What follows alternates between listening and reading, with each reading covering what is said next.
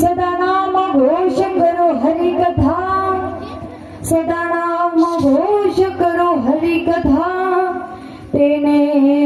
सदा चित्ता समाधान, सर्व सुख ल्यालो सर्व अलंकार,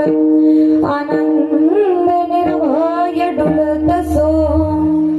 असो ऐसा कोठे आठवची नाही, देहीच विदेही भोगुदशा, सर्व सुख ल्यालो सर्व अलंकार, आनंद निर्भय डुलतसो,